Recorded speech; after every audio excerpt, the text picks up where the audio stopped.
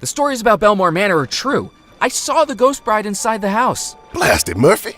Don't say I didn't warn you. This island has had its fair share of the macabre. The best way to deal with it is to leave well enough alone. Why are you searching for that treasure anyway? Well, it's my job. The state's claim on that money runs out at 8 a.m., and I'm supposed to find it. You seem pretty passionate about something that's just for work. What are the odds you draw an assignment like that? Well, I might have made my own luck there. They wouldn't normally authorize an investigation so close to the statute of limitations running out, especially on a 30-year-old cold case. But thrust a stack of forms in front of the boss 5 minutes before clocking off on a Friday afternoon, and he doesn't care what he's signing. Well, let's just hope he wasn't signing your death warrant. Most of my investigations don't amount to more than counting paperclips in a municipal building or going cross-eyed over receipt rolls in a courthouse. When I found that old case folder tucked behind the filing cabinet, its only lead a water-stained magazine talking about a real-life haunted house, how could I pass it up? I spoke with Dr. Moray. He thinks we can make contact with the ghosts. Moray is a charlatan and a fool. Only got into hoodoo and voodoo a few years ago. Before that, he was an actor over at the Calliope Theater, and not a very good one. He's the only person I know who directed and starred in a one-person production of The Pirates of Penzance. And that's because all the rest of the cast dropped out rather than work with him. He's always been searching for respect and recognition. Who would have known he'd find it by living in the swamp and reeking of incense? Don't you believe in voodoo? I certainly do. I just don't think Moray's got any more control of it than the rooster has control of the sunrise. His understanding of voodoo amounts to whatever he's gleaned from one of those horror pictures Ventura Studios puts out at the movie palace. My mama used to know all about it. God rest her soul. Voodoo isn't some made-up Hollywood magic, Mac. Voodoo's a real religion. It's about community, about belonging, and about searching for something more than flesh and blood. It's not the snake oil he peddles. What do you think happened at Bellemore Manor?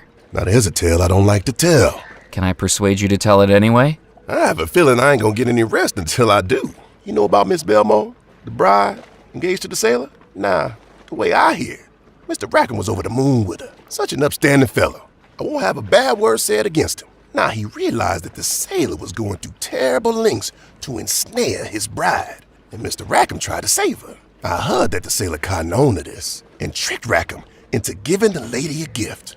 That's what made everything go topsy-turvy. What was the gift? There are places in the Caribbean that trade things more elusive than gold. Ungodly things. Do you think the disappearance was caused by voodoo? And that's what my mama used to say. If you're not careful, that stuff can go to your head. No luck fishing? Not a bite, Mac. The Pencosa fish just ain't snapping for me today. Shame, too, because I'm planning on firing up my grill later. And then the tastiest catch in these waters. How do you catch a Pencosa fish? With hours of patience and decades of practice. You ever wrestled the rod before? Just the once. I went fishing on Lake Erie, but the only thing I caught was a cold. What do you do with the fish you catch? A couple I save for myself, and the rest I sell to the Captain's Club. They fancy them up with lemon lobsters, slawfish, something or other. But everyone knows the best way to cook them is to grill them. Why won't you hear a word against Mr. Rackham? He gave me my first work on this island, right here on these docks. And I'm still here to this day. He may have worn a scowl, but you don't judge a banana by its peel with people like him, Mac. When I looked into his eyes, all I saw was ambition. What work did you do? Loading and unloading the ships that came in. Of course, they just don't do that anymore. Dead Nettle's a forgotten town. Maybe that's for the best. Catch you later, Ned. See you around, Mac. Hey, Ned, do you mind if I borrow your knife? If you need it, Mac, just bring it back to me later tonight, would you? If I'm lucky with my catch, I'll be firing up the grill. You're invited to join me, of course.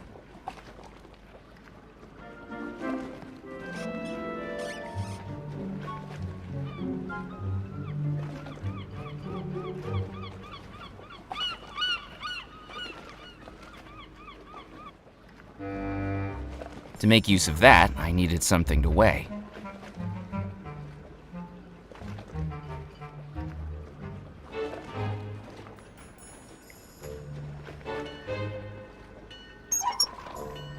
I hung the fish on the scales. You caught a Pencosa? They're the most delicious fish around here, especially grilled. but you'll never beat Squibb's record. Squibb? Jebediah Squibb, the Cajun catcher he calls himself. Last week at the dead of the docks, Squibb caught the heaviest Pincosa on record. Got his photograph on the front page of the newspaper and everything. Now how am I going to rest while he brags and boasts about it every single night?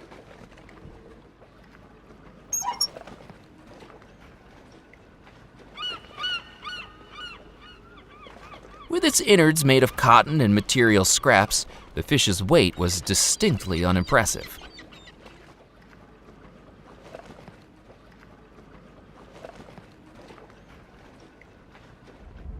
Murphy McCallan, so you're still here. What have you been up to? Anything newsworthy? That's none of your business. Don't think I've forgotten your trick with the telegram. Hey, it's nothing personal. Your business is my business, and my business is news. I'm Evelyn Stoker, editor of the Juniper Parish Gazette. No misdeed left unshared, no drama left unmonetized. Come on, work with me here, McCallan. I need something juicy. Committed any crimes? Uncovered any affairs? Any deep, personal secrets to reveal? The honest-to-God truth? No. I need a good story. I can't let something minor like the truth stand in the way of that.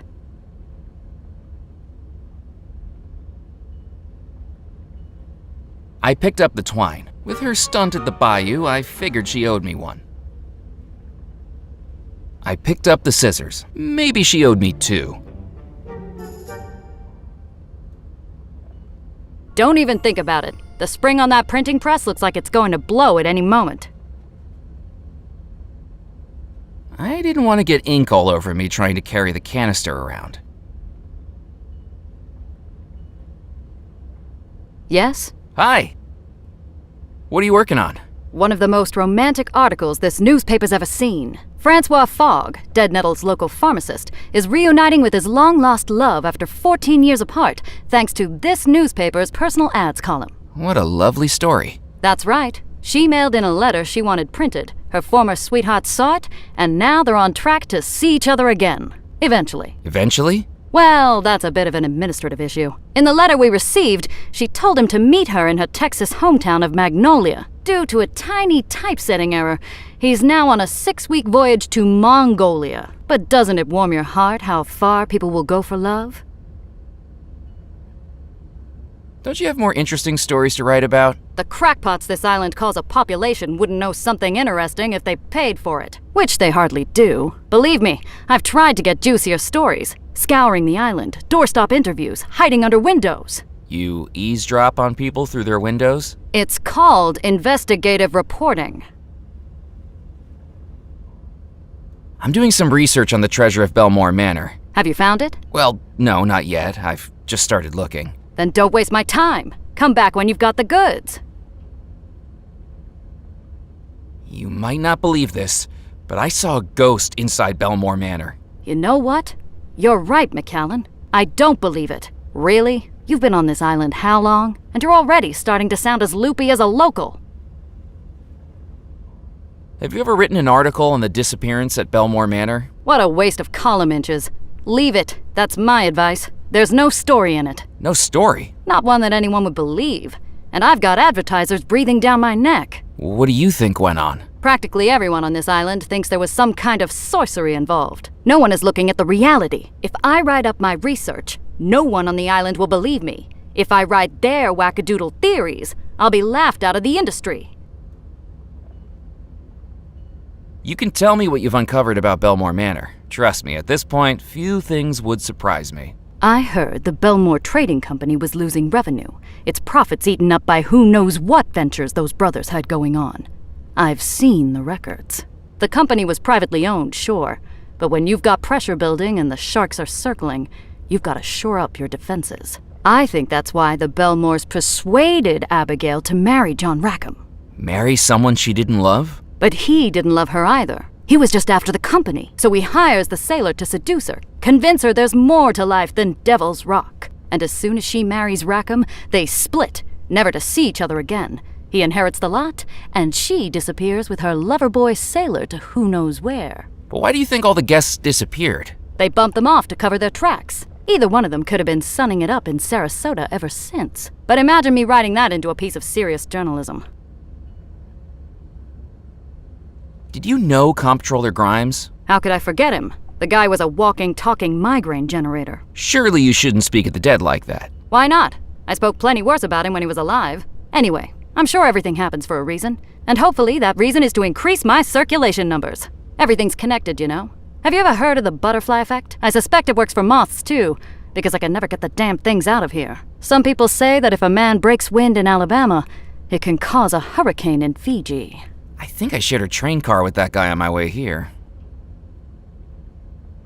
I think I better be going. Keep your eyes peeled for a story, McAllen. There are secrets on the island, and it's my job to run advertisements next to them.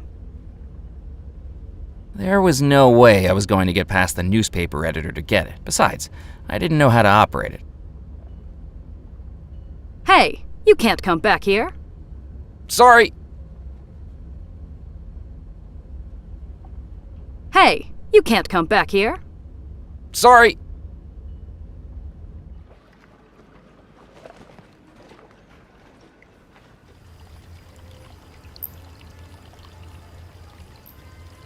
Good evening. He looked past me like I was invisible, as though if he ignored me hard enough, there was a chance I'd disappear. I said good evening? I'm sorry, I didn't realize you were talking to me. There's no one else here. Wishful thinking on my part. Have you taken a wrong turn, sir? I'm just having a look around. Well, make it a quick one, and I shall need to know your name. Murphy McAllen, and who do I have the pleasure of speaking to? My name is Felix Greer, maitre d', bartender, and acting manager of the Captain's Club. When Mr. Perkins has the night off.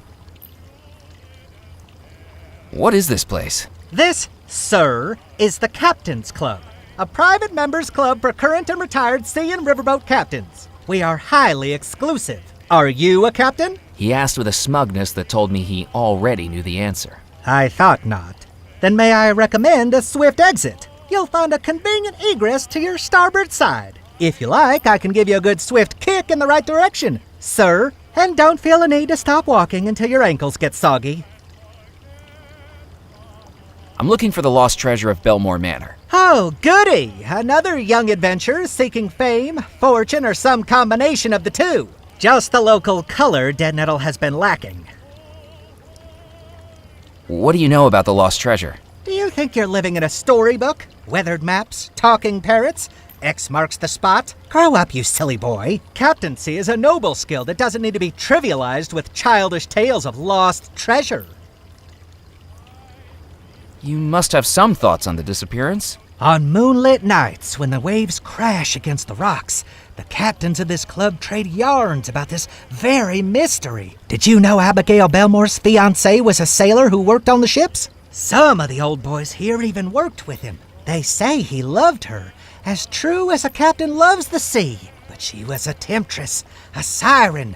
She scuttled that sailor's heart, consumed by a voodoo premonition that she had to fulfill. More beautiful than a mermaid, and twice as fishy. What did she do? After months of engagement, she broke it off and chose to marry an officer of the company instead, on their very wedding day. Why did she do that? The rumors I've heard are that they discovered something in the Caribbean, something wicked, something that consumed them and drove them to heinous acts. The Bellemore brothers swore their crew to secrecy, and the men were loyal to their word. But the rot in the rope was that sister, Abigail. People say that whatever they discovered took hold of her. With the sailor's broken heart and the officer's resources, she was about to unleash something terrible. Until the disappearance halted her evil plans. Do you think that's true? Of course not. It's all nonsense. But the captains do love to outperform each other with such tales on a dull evening. What makes you think I'm not a captain? For one thing, you lack the grizzle, the crustiness, the essential R of a captain. How do I get those? Years of exposure to saltwater and a sullen, uncooperative crew, I should think. Do you even have a boat? Actually, I did have one earlier this evening, but an alligator fell on it. Admittedly, it was only 3 inches long. It isn't the size that matters, sir. It's the motion of the ocean. Tell me, have you ever captained a three-rigger through a tropical typhoon? Have you ever run the rapids of the Mississippi without hitting a single reef? Wind in your sails, fire in your furnace, waves beneath your keel. Have you? Well, it's a little complicated. In what way? I get seasick. Is there any way to prove I'm a captain? You might show me your captain's license. As I'm sure you know, the state of Louisiana requires all captains of both river and sea to carry one. But don't try to foist off a fake on me. Last week, we had someone present a license with a photograph distinctly unlike their contemporary appearance. The photograph was clearly of someone a good deal older than them, with more facial hair, and most importantly, one less eye. You know, I quite like being out at sea. Oh, really, sir? Bobbing along the ocean waves, up and down, like one of those roller coasters at Luna Land. Up and down and up and down. If sir would please be quiet. Else I expect there'll be a few waves of something coming out of my mouth any moment. Ned told me he sells fish to you. What do you serve here? Captains. Right, yes, I mean by way of food. The Captain's Club serves a dazzling array of sea-sourced dishes, from our house special jambalaya to my personal favorite, Devil's Rock Pancoza, pan-seared with lobster slaw and citrus crawfish beer blanc. In all honesty, it's not very popular. Most of the clientele are absolutely sick of seafood by the time they get ashore. Just the sight of it makes them queasy. What about drinks? Listen, if you're from the Prohibition Bureau, we've cleared all of that up with Officer Moe. Fines were paid, items changed hands, and now we're clear. I'm not from any Prohibition Bureau. Then forget I said anything. The Captain's Club is strictly teetotal, in line with federal law. Now, if certain members wish to bring in their own medicinals, then we're happy to provide the accompanying aids. Ice, tonic, mixers, and the like, but we serve no alcohol on the premises. Is the club busy tonight? Well, we haven't opened yet, but if it's like last week, it'll be quite the lively soiree. I could barely keep up. The members here like to have a good time? That's right, sir. Both of them. This town sure isn't what it used to be. What's happened to Dead Nettle? Do you think you've wandered into the Tourist Information Center? I can assure you, you'll never meet a tourism official who dresses with this much panache. Stuart LePew, head of the Devil's Rock Historical Society, looks like a thrift store had a crisis of conscience and threw up on him. I was just hoping to talk to someone so obviously knowledgeable about the area. Well, yes, that is true. I am plagued with an encyclopedic knowledge of the locality. My concierge duties require it. I have a spiel. Felix pushed out his chest like this was his moment in the limelight, his eyelids half closing as he performed before imagined crowds. Welcome, hardy traveler, to our quaint port town of Dead Nettle. Once this town you see around you was a hub of commerce, a beacon for ships bravely navigating between America, Europe, and the Caribbean. With the unfortunate dissolution of the Bellemore Trading Company, our town has settled into a quieter life, perfect for the sailor ready to hang up their cap. We hope that you enjoy your time in our cozy town and perhaps explore some of the local sites here in Dead Nettle. Well, Excuse me? I was expecting applause. I best be casting off. Don't feel the need to rush back, sir. You can't go up there. It's for members only. Members only.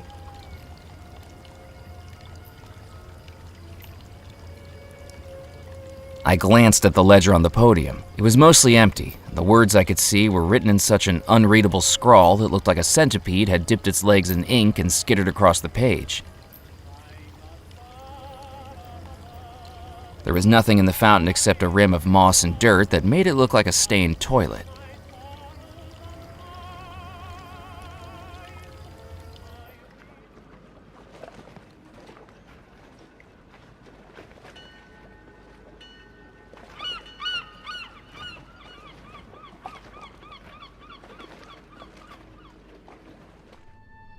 Oh, my second customer of the night. I don't know if I can handle such a rush. Welcome, young man, to Doubloon's Jewelry. Oh, the riches to fill your breeches. Jewels, silver, gold, the finest things for you to behold. Whom do I have the pleasure of meeting? My name's Murphy McCallan. Oh, a pleasure to meet you. My name's Jasper Crumb, owner and proprietor. Are you looking for something valuable while you're here on the island? Funnily enough, I am. Is there a special someone in your life? Looking for an apology gift, perhaps? I've sold more missed anniversary necklaces and drunken fumble earrings than I can count. No, I don't need anything like that. Then how about something for yourself? You look like a working man. Could I interest you in a pocket watch? Actually, I had one up until about an hour ago. Traded it to a glowing green guy for a magic pouch. As the words left my lips, I realized I sounded like a character from Jack and the Beanstalk. Pardon me? I'm just here to browse. Browse away, young man. I'll be here if you need me. Even if I could reach it, it was probably better for the jeweler to operate equipment like that. The cabinet proudly displayed all manner of gold and silver creations, watches, necklaces, pendants, and more, all made in-house by the jeweler. There was no reason to use the microscope without something to magnify. I inspected the carving. Its woodworm-dotted surface and water-stained edges suggested it had once been much more than a decorative piece in a jewelry store. Good evening, Mr. Crumb. How can I help you?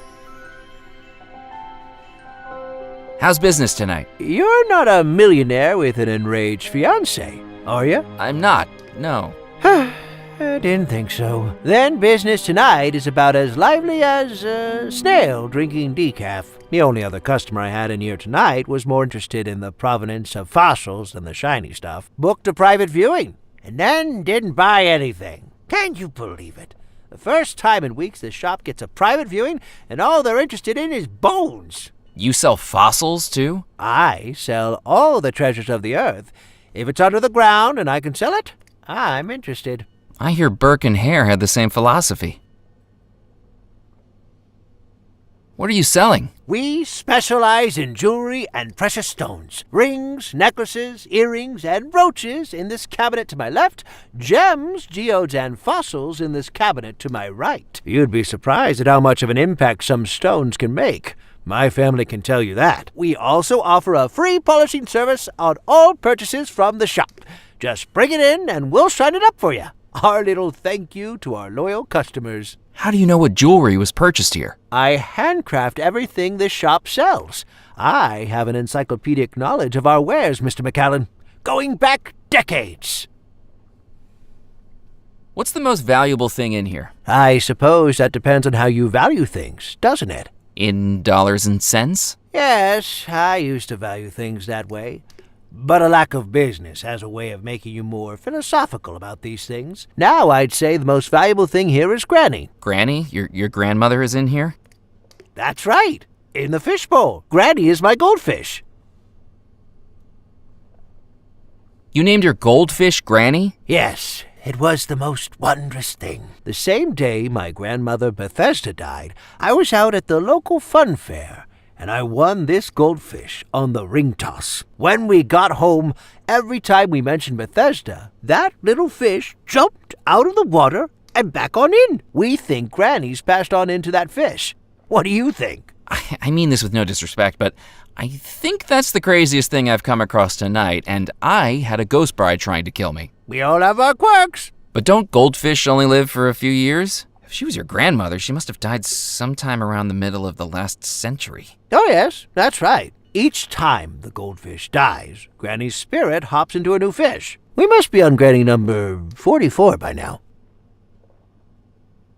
I'm looking for lost treasure. I'd say you found it. Everything inside these four walls is a treasure, handmade to the finest quality. I mean a specific treasure. The lost treasure of Bellemore Manor. Well, if you find it, bring it in here for an appraisal. I'll give you a good price for it. But that's a pretty big if, isn't it?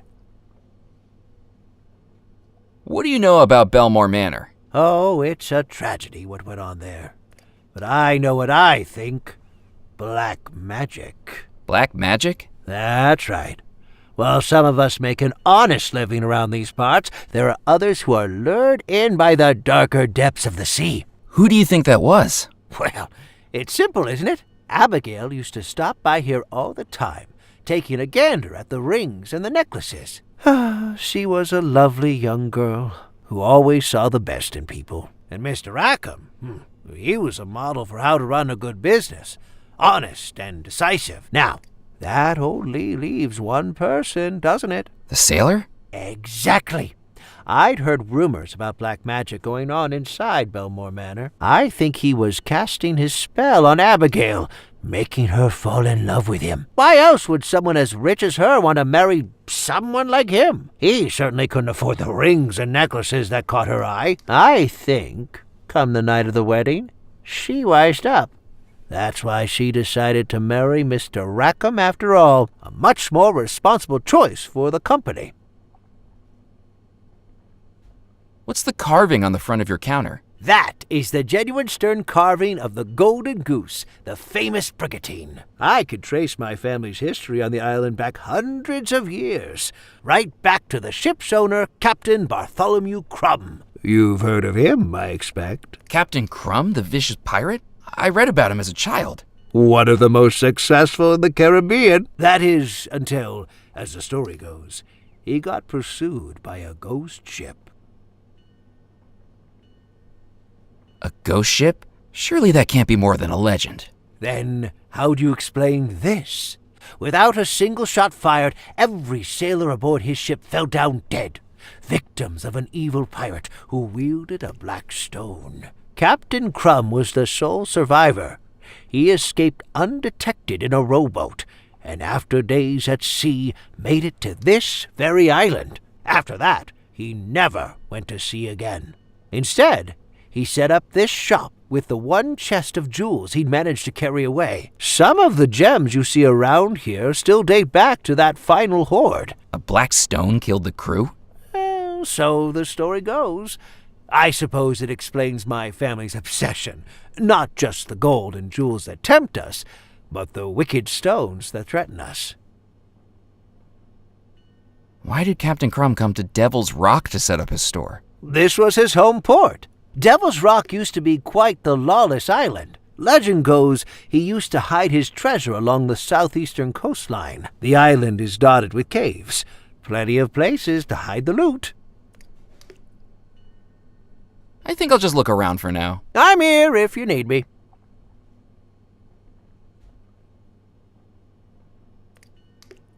The cabinet was filled with precious jewels, geodes, and fossils next to a small sign that read, Treasures of the Earth. Robbing a jewelry store really wasn't my style. I didn't need the poster.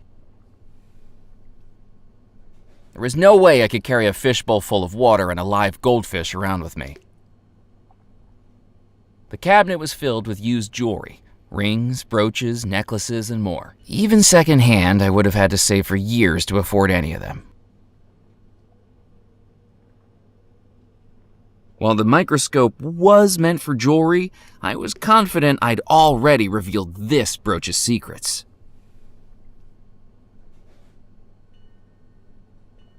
Excuse me, would you be able to polish a brooch for me? Let me take a look. Oh, well, 18-karat yellow gold, filigree wirework in a handcrafted floral motif, and round, brilliant cut ruby, if I'm not mistaken, made to fit a music box? That's right. How did you know that? I know my own handiwork anywhere. Now, how did you get a hold of it? Oh, just a gift. What a generous gift indeed. Well, we do offer free polishings on all items purchased here, so I'd be very happy to shine her up for you. Please, bear with me for a moment.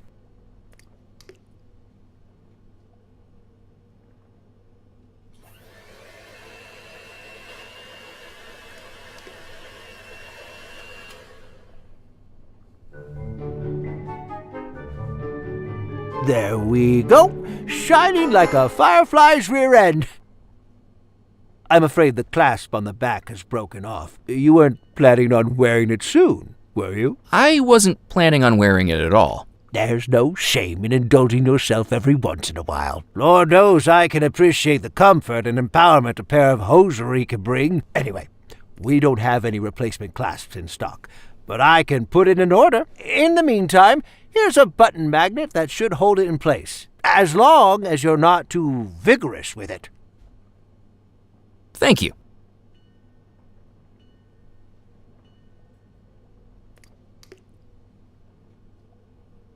What a nice young man. Isn't he, Granny? I couldn't have put it better myself.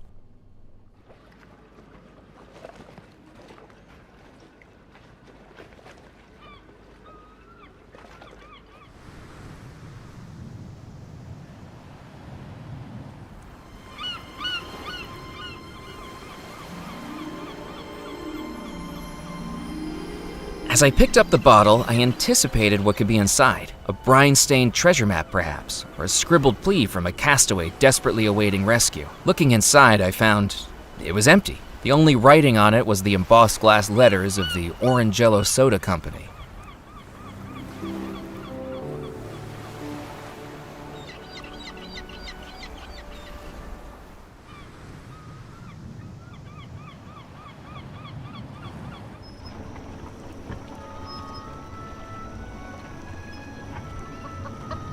Cluck, cluck, buck, buck, buck, cluck. I tried to persuade the chicken to come outside, but clearly I was out of cluck. The wood was old and rotting. It wasn't going to be of any use. And who knew what critters might have made their homes inside the pile?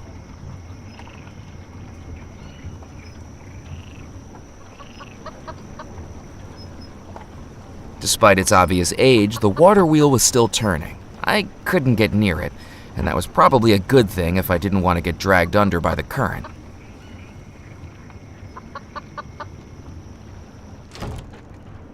The inside of the lumber mill smelled like sawdust and grease. Judging from the overgrown weeds, it clearly hadn't been used in a long time, and yet the lights remained on.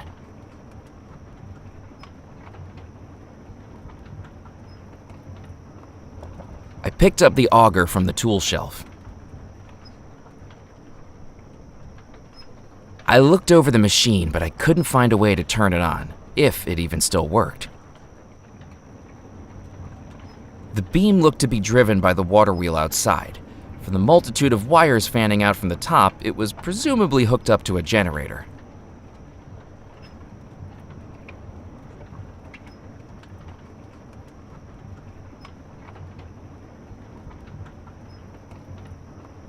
The hatches were locked. From their shape, I deduced they were for storing lumber, and I wasn't in need of any 2x4s. The saw blades were rusted, dull, and would surely have precipitated the need for a tetanus shot.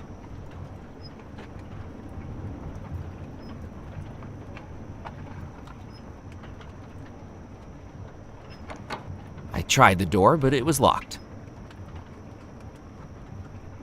The electrical safety of the panel looked questionable. I wasn't going to touch it.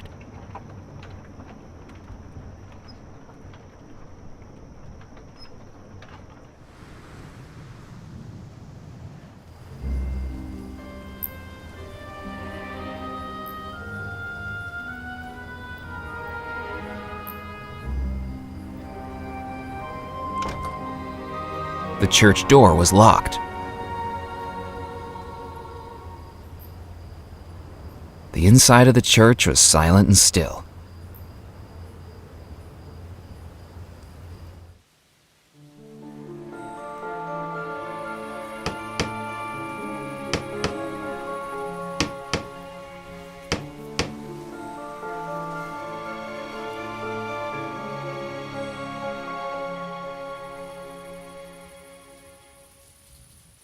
Hello?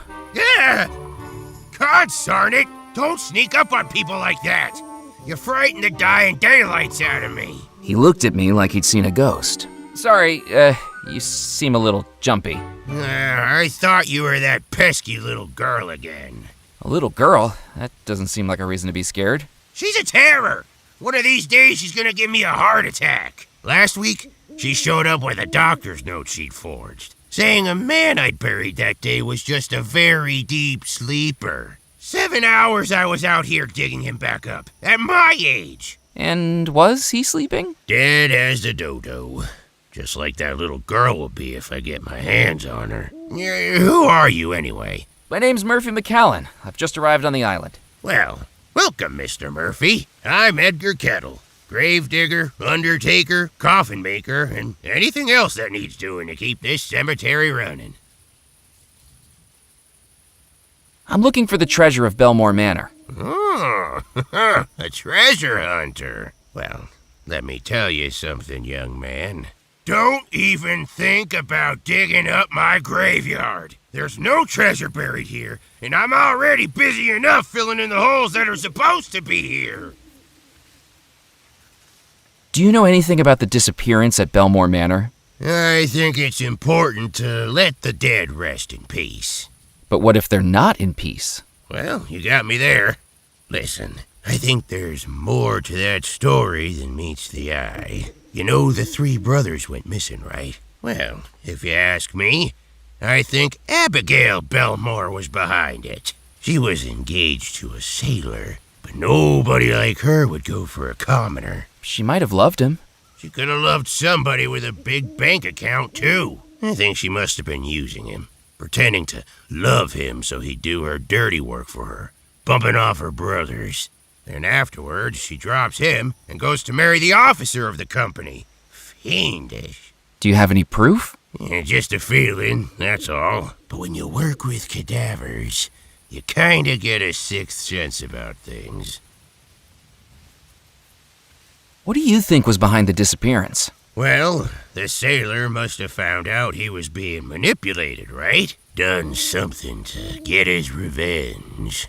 What do you think he did? Nobody knows. He could have been working his way through those bodies like a madman. All we know is that everyone in that house disappeared. To tell you the truth, I'm quite relieved they did. Why's that? Because if they hadn't disappeared, it would have been this old fool who had to bury him. Saved me a lot of work. Did you make this coffin? I sure did. But this is no more than a pauper's coffin by anyone's standards. The finest the parish pension can buy. Lock them in lumber, leave them to slumber, that's what I say. This'll end up 5 feet under by the end of the night. I thought it was supposed to be 6 feet. You're not the one doing the digging. 5 feet means I get a tea break.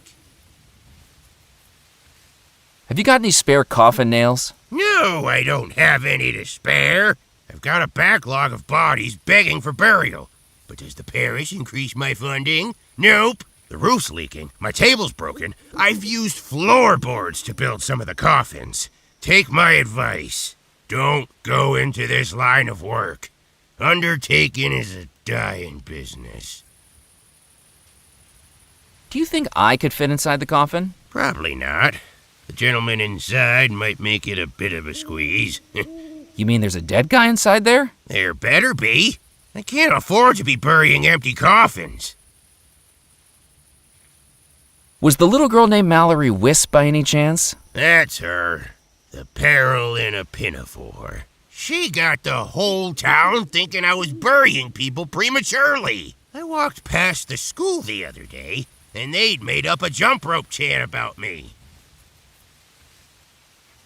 Oh, what was the chant the school children made up about you? Edgar, Edgar, crazy feller, just be careful, he don't get you. How many bodies did he strive to bury while they're still alive? 1, 2, 3, 4. I wasn't looking for audience participation. Sorry, I got carried away. Just like you with the burying.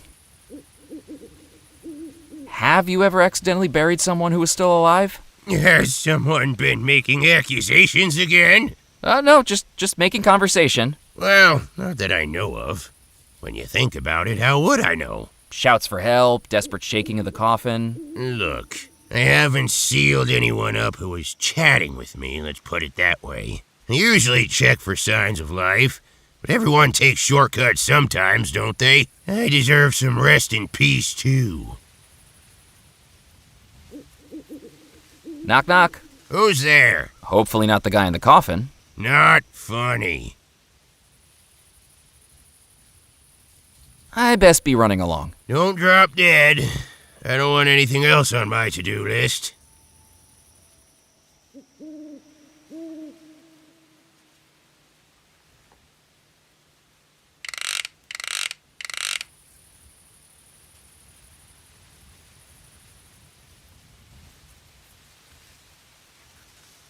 The coffin lid had been nailed down securely. I wasn't going to be able to open it.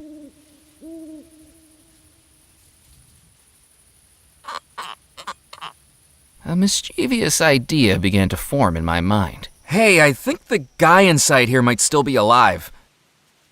And why would you think something like that? The coffin was just shaking around. Maybe you should open it up. Well, I didn't see it move. The gravedigger had me in a conundrum.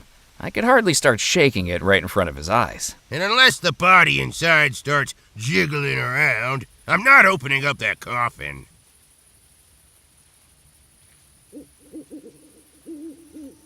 The tin was full of nothing but holes.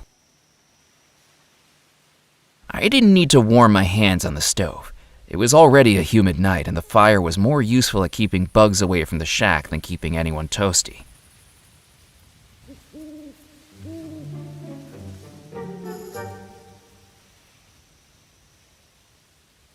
I thought I'd leave Edgar alone for now.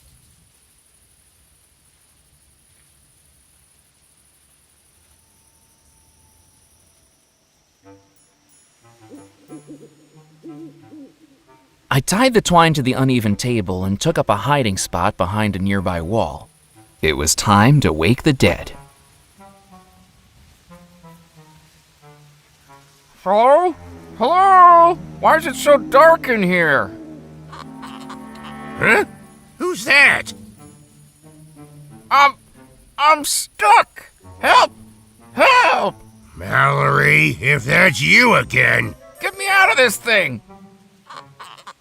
Oh no, not again.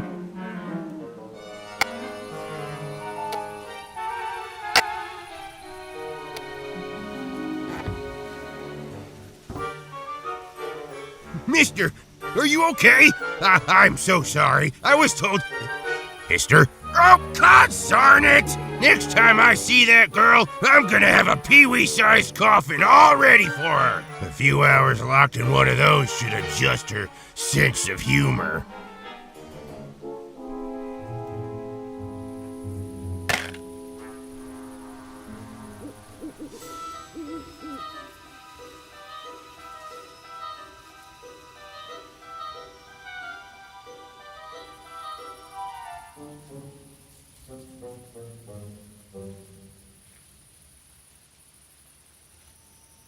I scanned the headstones for anything of note, but didn't know what I was searching for.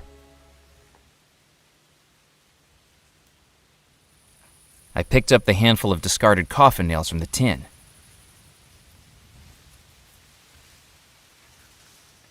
Searching the dead man's body was not something I wanted to do.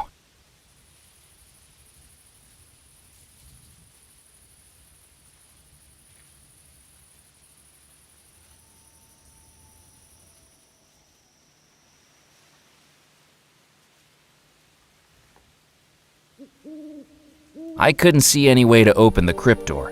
Not a doorknob, not a keyhole. Whoever sealed this up intended to seal it up for good.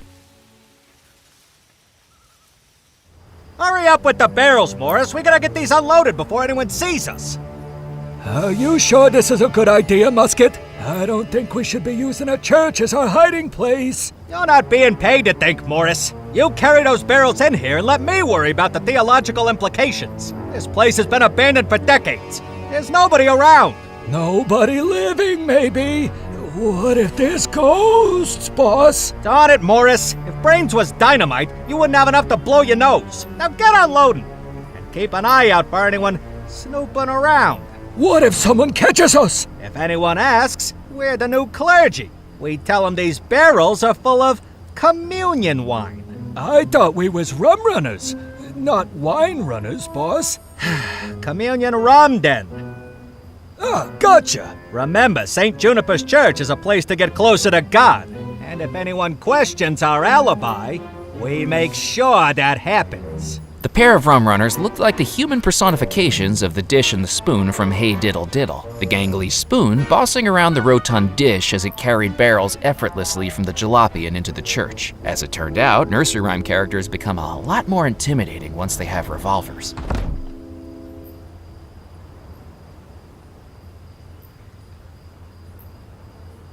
I could see the shadows of the rum runners moving around inside the church, but I didn't want to get too close in case they saw me too.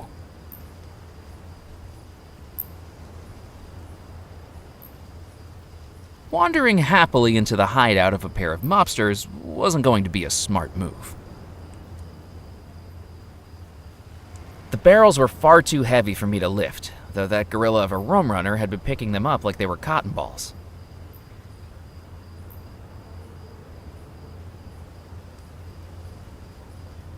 If the rum runners caught me breaking into their getaway car, I'd end up bundled up inside one of their barrels. Besides, from what I could see through the window, there was nothing worth taking.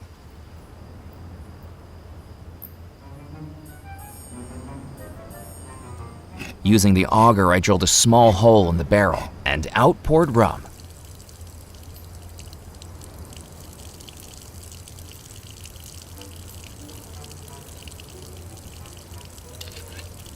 I filled the bottle with rum pouring from the barrel. Relief washed over me at the realization that I'd done it without getting caught by the two rum runners.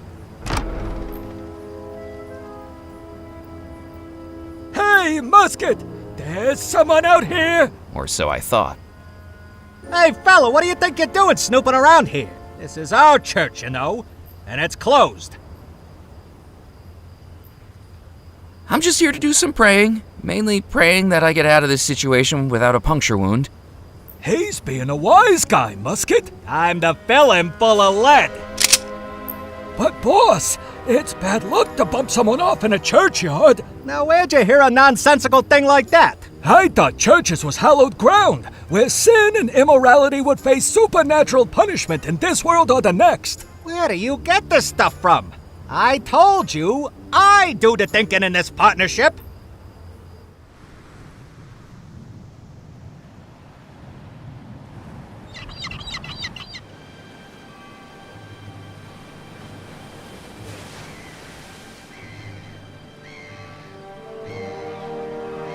The lighthouse light was off. The lighthouse light was off.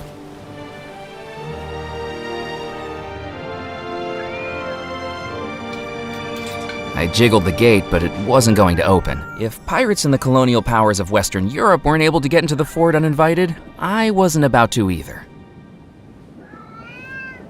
Here, kitty, kitty. Psst, psst, psst, psst. It was no use. That cat was clearly more entranced by shiny things than the stranger outside the gate. There wasn't anything to do with the lantern. With the newly polished brooch gleaming, I angled it towards the lantern, catching the light and reflecting a red beam on the wall. I took a handful of the spilled gunpowder. I couldn't get to the staircase while the gate was locked. The coat of arms depicted 4 lions surrounding a central flower, topped by a medieval tower.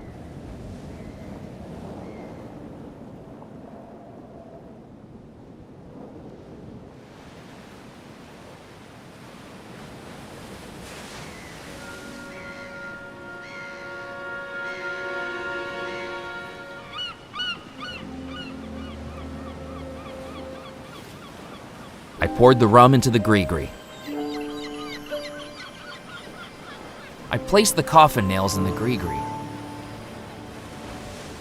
I placed the gunpowder into the gree-gree. I placed the dime into the gree-gree. That would work as the silver coin.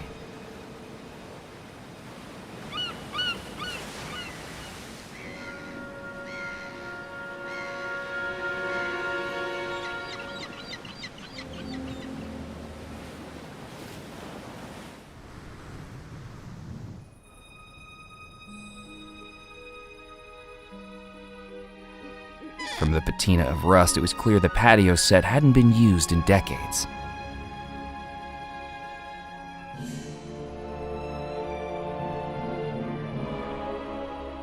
Ouch! So much for good luck. I picked up the horseshoe that had assaulted me. It was heavy, as the bump on my head attested.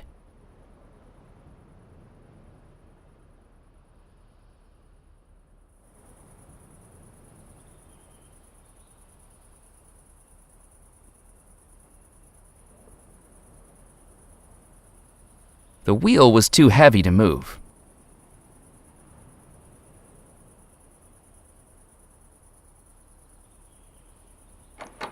The knot was tied so tightly I couldn't loosen it. The barrel dangled from the rope like a piñata, but having this burst over my head would be the first step in getting tarred and feathered.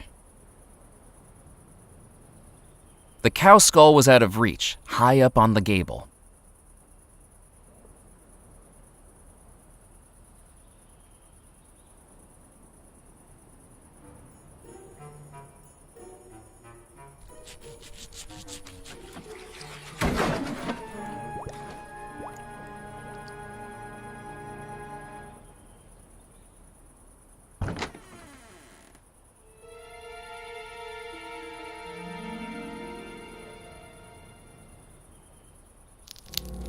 I reached up to the cow skull and dislocated its grisly jaw.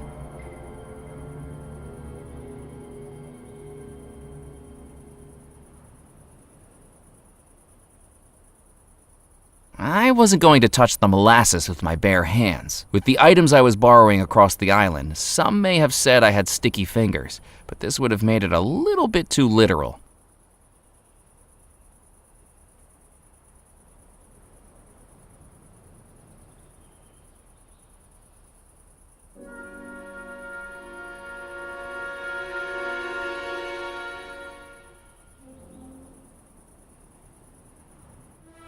Looking out over the tranquility of the gardens, its magnolias lit by moonlight, nothing could take my attention away from the macabre sight dangling from the oak tree.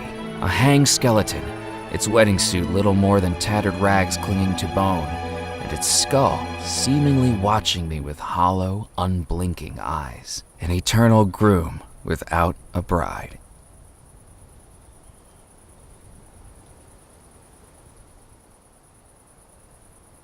The stark trunk of the tree didn't offer any possibility of climbing it.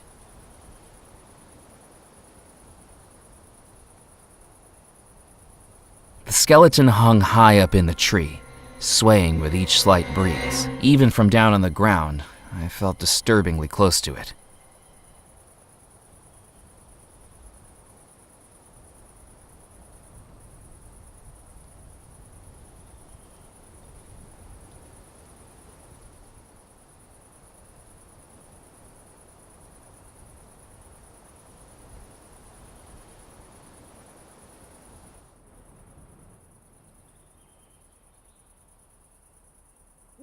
From the outside, I couldn't spot any clues to the location of the Bellemore treasure. From the outside, I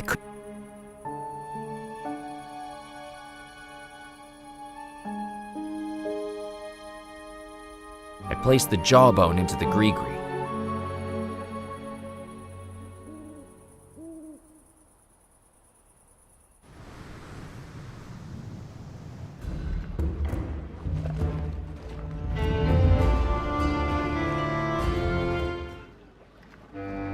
I decided to leave Ned to his fishing.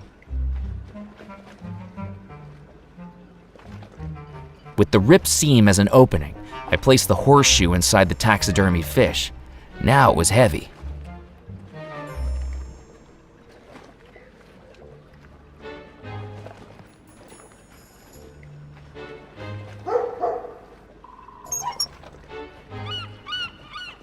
Mac, does that say what I think it does? You been holding back on me. That breaks Scribb's record. McAllen! How does it feel to have decimated the town record in your first few hours on the island? How did you hear about this so fast? It's my job to know about things fast. Now, I'm asking the questions here. Where'd you get the fish, McAllen? Well, it was a mighty battle on the southern coast. Its fins strong as a motor, its mouth as fierce as a tiger's. I paused dramatically to allow my fishing prowess to wash over them. What rod did you use? Wooden one? I mean, what make? You know, I didn't use a rod. You caught the fish without a rod? It was more one-on-one. Mono, fisho. You wrestled a fish? And I won.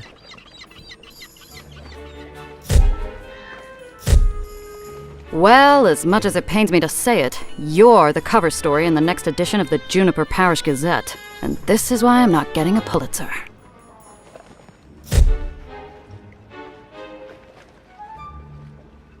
I've got to hand it to you, Mac. That fish is a whopper. I don't know how you got it, but as long as it keeps Squid quiet at the porch party tomorrow, I ain't complaining. I'd had enough of carrying these suspiciously heavy fish around. I decided to leave it there.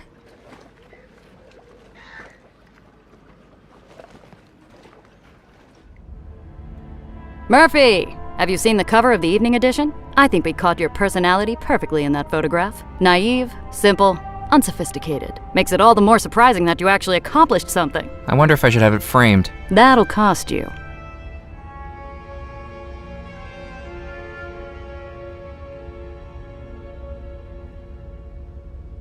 I'd like to buy a newspaper. Finally, I get something out of you loitering in here.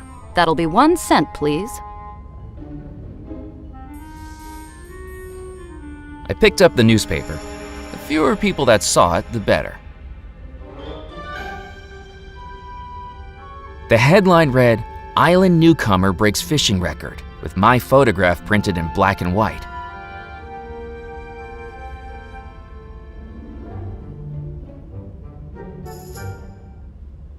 Yes? Hi. I've got a story for you, a big one. There are rum runners at the old church. Keep your voice down, Motormouth. Do you want us to end up in the obituaries? I thought you wanted a real scoop for the Gazette. I do, just not one that gets me on the wrong side of the mob in the process. Pigeon elected mayor, cow does the high jump. Those are the types of stories that get eyes on the front pages. But I thought journalists had a duty towards truth, justice, and society. Where'd you get that poppycock idea? My duty is towards the circulation numbers. And while I'd love a shocker of a story, I'd rather not become the story, if you catch my drift. What's in those filing cabinets? Past issues of the paper, going all the way back to 1858. Of course, things were a lot more interesting when Dead Nettle was thriving. People, ships, and cargo coming and going. Lots to report on back then. More than the dregs I have to dress up now. Why did the ship stop coming to Dead Nettle? The Bellemore Trading Company was the heartbeat of this island. After the disappearance, there was no one left to run the company, and it all got sold off. When that folded, so did pretty much everything else. Do you have any back issues featuring the Bellemore Manor wedding? We don't, I'm afraid. Most of the paper's directors were at the wedding, and disappeared along with everyone else. The newspaper had to close up shop for months while it was restaffed. This was back when the Gazette wasn't run by just one person. I think I better be going. I've got my eye on you, McAllen.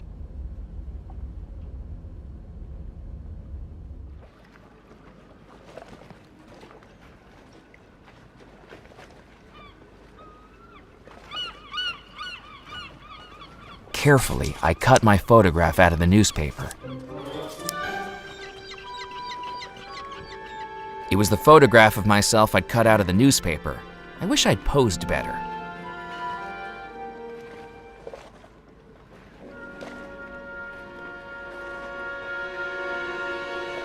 It was a manuscript that looked hundreds of years old, with the instructions to a spell that summoned things hidden within.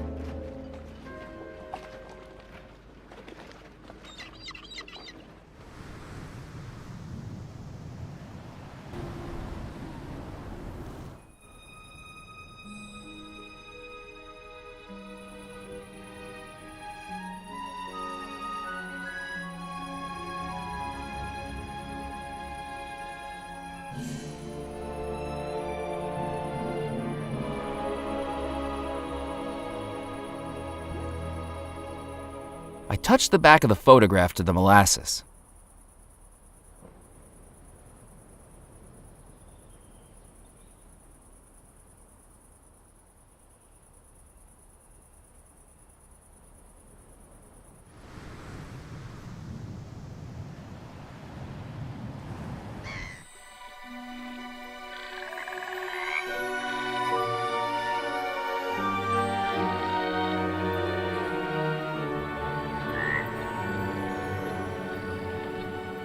The damp air of the bayou had swelled the window in its frame. It would need more force than my bare hands could supply to open it.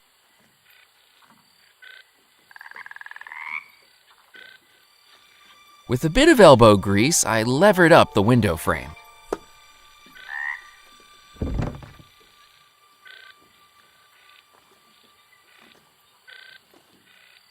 Pressed against the inside wall was a dusty desk covered in spiderwebs, and to top it, one thing lay undisturbed, a small folded document which I picked up, along with an inadvertent 8-legged companion.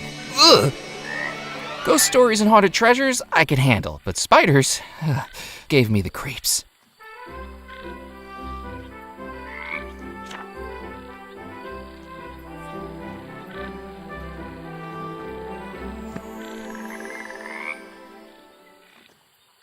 Thanks to the stickiness of the molasses, the photograph adhered nicely to the captain's license.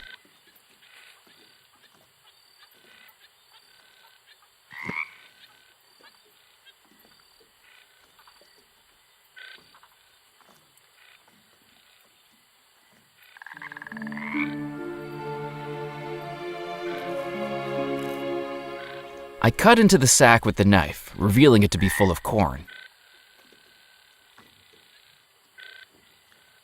I took the corn from the sack.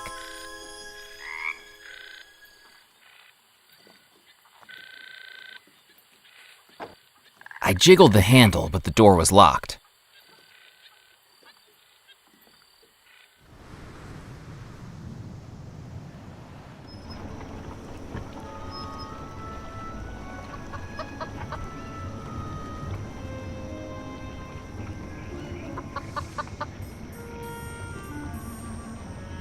I scattered the corn on the path. Mere seconds later, it attracted the attention of the curious chicken.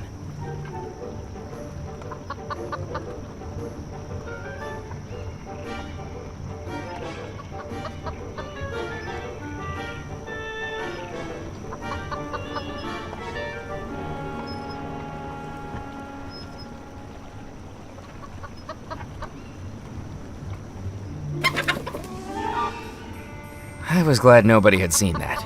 I may have known how to handle a chicken drumstick, but wrestling the living version was altogether different.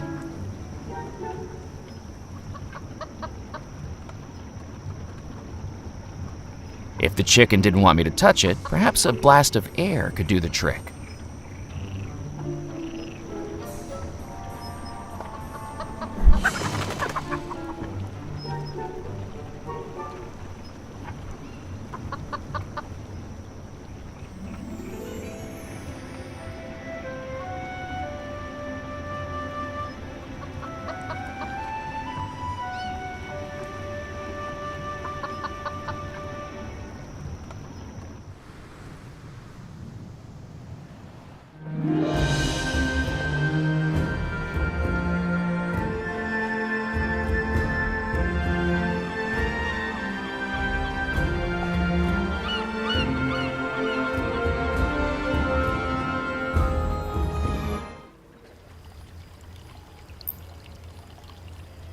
My credentials.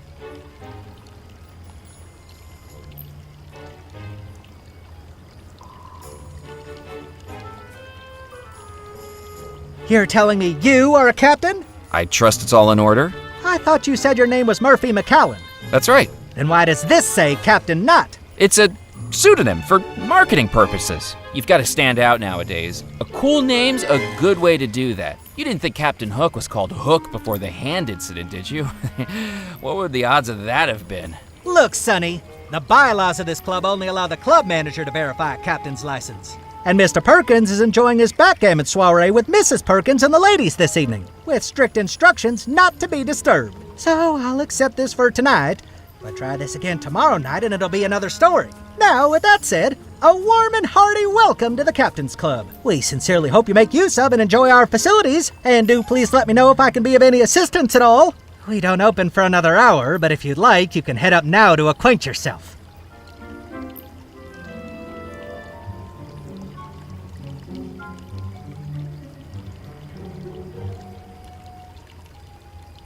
I waited for the doors of the elevator to open, but nothing happened. If you wish to use the elevator, I'm afraid to tell you it's broken.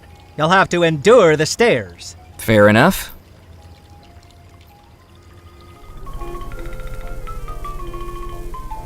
While I was trapped on Devil's Rock, a map of the world wasn't going to be much use to me.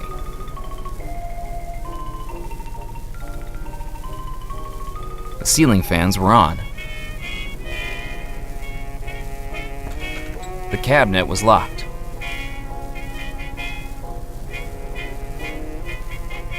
I considered playing a game, but the lack of balls and cues was going to be a roadblock. I picked up the cube of billiard chalk from the edge of the table.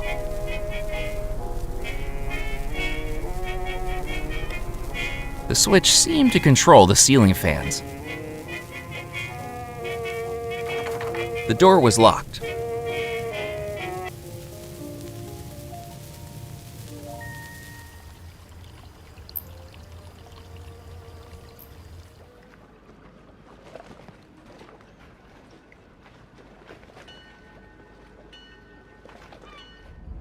Anything to report? I'm keeping my eyes open.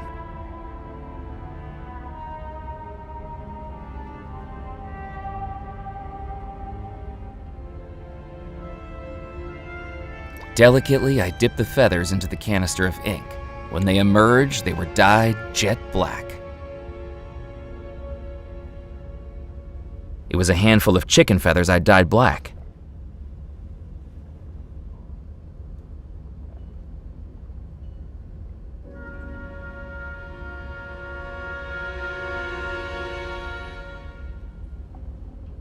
I couldn't do that. I placed the feathers into the gree-gree. I placed the chalk into the gree-gree. I'd done it. All 7 ingredients for the summoning spell. Now I needed to head back to the Spirit Queen.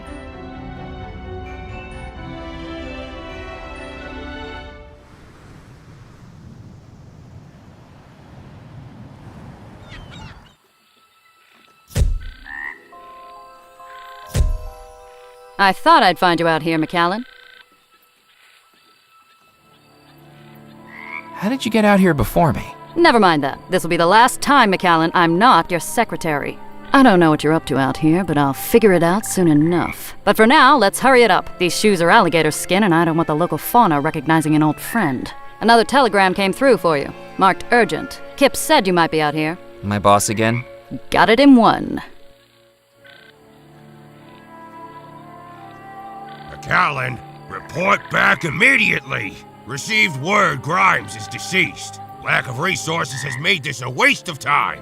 And I've cottoned onto your little stunt with the Friday signatures. When you get back here, sorting mail is gonna be the least of your worries. Sid Sinclair Auditing Company. I couldn't believe what I was hearing. On a night when I'd just seen a ghost, this telegram was almost more unbelievable. There was more to the Bellemore story than I could have ever imagined. Now I was being pulled away to a job I didn't want to work, and a life I didn't want to live. Maybe it was time to do something a little foolish. Do I still have that prepaid reply? Sure do. What do you want it to say?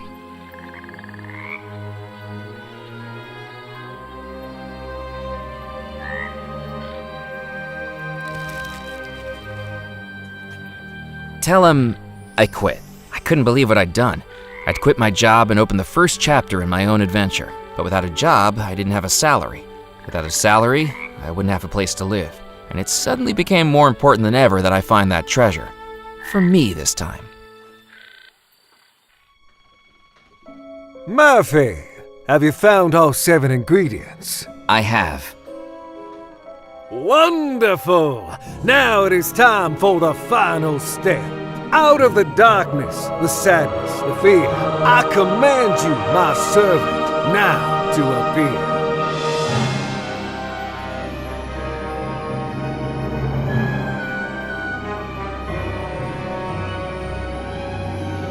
I have returned, Master. What is your desire? The ingredients have been gathered. The final step of the spell is ready. The focus! The focus of the spell is whatever you are casting it upon. Bellemore Manor is where the ghosts reside. An image of Bellemore Manor is what you must use to direct the spell.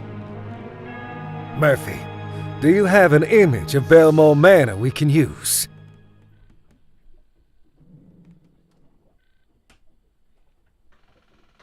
I didn't need to talk to the Loa. I needed an image of Bellemore Manor to put into the gree-gree.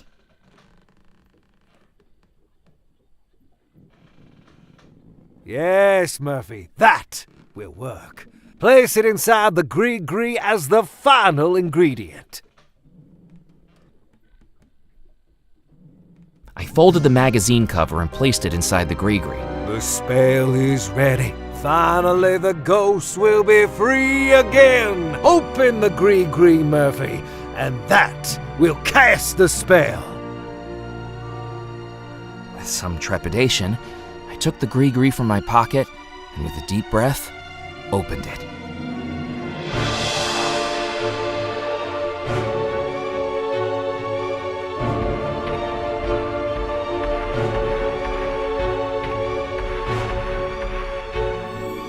At last, I am free. Servant, what's happening? I was never your servant. I am your master. You shall do my bidding, I command you.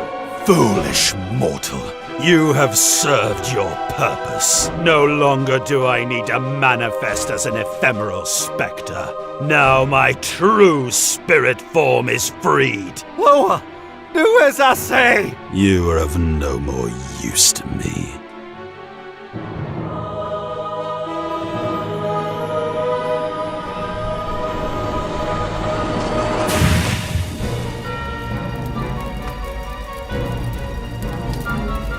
I wasn't sure what I'd just seen, but the voodoo fire raging all around me was all too real. I needed to get out, and fast.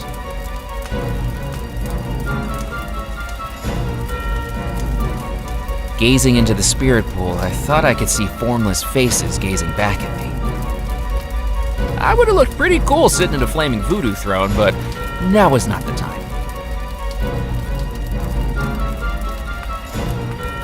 I filled the bottle with water from the spirit pool. I wasn't going to be able to put the flames out with my bare hands.